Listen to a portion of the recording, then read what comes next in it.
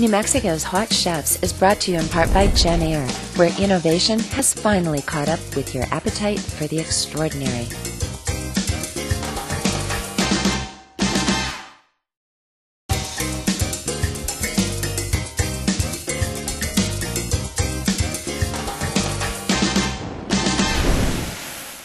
We're back with Charles Dell from Terra.Encantado Resort in this great Jenner kitchen at Builder Source Appliance Gallery.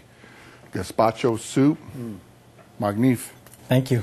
And had a little cold texture to it. Yeah, it's great for a summer day. It was awesome. Okay, I'm looking over here at some great looking short ribs. What do you think? It looks incredible. I'm very excited. He's digging in. I want some. Let's get started on this great recipe. Right on.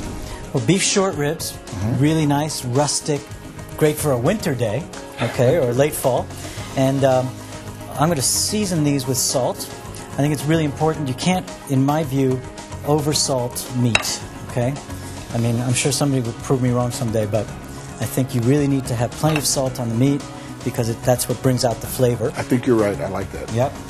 And then we're going to brown these on all sides. You want to get a nice sizzle, right? Sometimes people think you cook with your sense of taste and your sense of smell, but you also cook with your sense of hearing, right? You got to hear it sizzle. We're going to brown those on all sides. Well, it sounds good. All right.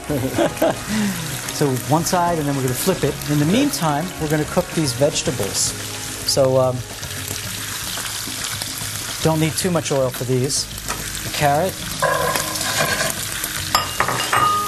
the onion. What a great combination. Yes, and you know, the reason that we do this is we want to bring out some of the sugars in it. And that's why we don't immediately put in the celery or the leek. Now, in the meantime, I'm going to show you how we cook a leek, or cut the leek first. I want to remove the roots. And then we're going to cut all the way down through the side, but not all the way through. And you'll see that in here, this is a fairly clean one, but often you have a little bit of grit in here. And so you're going to rinse this under warm water. See the grit right there? Oh, yeah. So you want to rinse that under warm water and get all of that out. And then we're going to chop it just about so big. Here's our finished chopped product, which we're going to add in with the carrot and the onion. You're not even halfway there and it smells good. There we go. Going to let that cook for a little while. And again, you can hear that. You say hear that, I don't hear anything over here. Let's check it out. What's going on? It is so good. It is so good. Are you cutting that with a fork? Yeah. Tender. That is tender. Oh, good. Yeah, wait that's the important thing with this is you want to braise it long enough. It's going to take about 4 hours to cook this, so you obviously want to do this the day before. Well, ribs are always a little tough to cook to begin with anyway. Yeah. So this oven thing gives it that nice tender. Important, and that's the idea of braising, because this is definitely not a prime cut, but it's something that, because of the fat and the tendons in it, it really has that kind of rustic, homey feel. And you don't want to undercook these. They have to be cooked all the way through. So now our ribs are browned. We're going to add our red wine to it.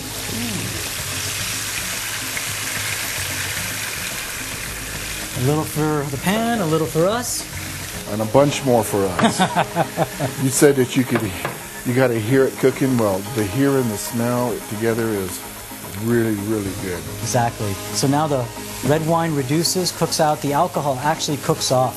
So you're not actually cooking with alcohol. The alcohol evaporates, and you're left with the flavor of the red wine that permeates through the short ribs. And you know, I forgot to ask you, this macaroni and cheese thing, that looks really good. What did you do with that? That is a cheese sauce that we make by doing a simple white sauce, adding cheddar cheese and asadero, or you can use Swiss. And then separately, I've sautéed mushrooms with a roasted poblano. Yeah.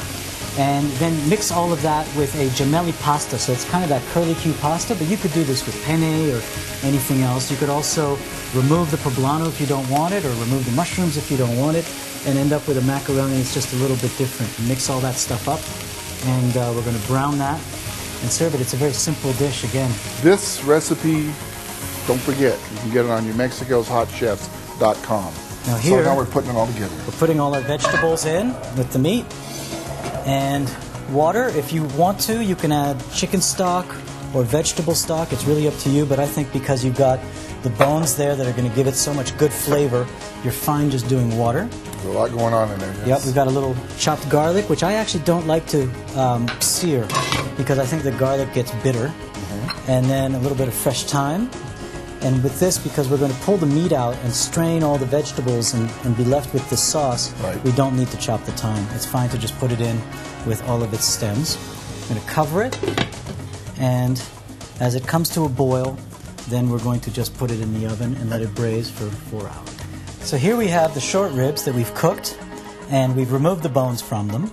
We've strained the juice, and it's been reducing over here to a sauce consistency. Now we're just going to assemble the mac and cheese. Looks good. So here we've got the gemelli pasta that we're putting right into the mushroom and cheese bechamel. That had a little bit of porcini powder in it. We mix it in. Okay, mix in our mushrooms. I did a mix of shiitake and yellow and brown beach mushrooms. Those look really good. And remember when we talked about the poblano? Right. Well, here it is chopped after being roasted. So it's going to have a little spice. It's going to have a little kick, and a little bit of parsley just for color. Mix it all together here. And I mix it in the pot because this way it gets warm, rather than trying to mix it into the container with which we're going to brown it, just because that's kind of hard. You might go over the edges, etc. Right. So here we go. Now we put it into our beautiful container. Flatten it down a little bit. It's just the perfect amount, and we're going to top it with some cheese. This is asadero and a little Swiss here. And go and brown it under the broiler in the oven. You want it to get nice and golden brown. Well, that takes about 2 to 3 minutes, depending on your broiler. That's not too bad. Yeah. There you go. Let's go check the macaroni. I smell it. I even hear it. Look at that. That looks absolutely hot. Very hot. It smells good. And gorgeous. Okay, so now what are we going to do? Now we're going to spoon this onto a plate for you. There we go, nice and cheesy. Oh, yes. And we're going to top it with our meat. I like to kind of just put it over the side a little bit like that. We're going to pour some of the sauce over it. I saw how tender that looked over there when they were eating. I can't wait. And here you go. This is going to be the, we have a little micro green salad. That's micro cress and a little bit of amaranth. And our forks. Thank you, sir. How's that? There you go. Okay. After you, please. You know, I saw them cut it with a fork, so I'm going to do the same thing. And I'm going to add some of this with it. I'm going to chow down on this, and we'll be back with more of Mexico's Hot Chefs. Here's to you. Here's to you.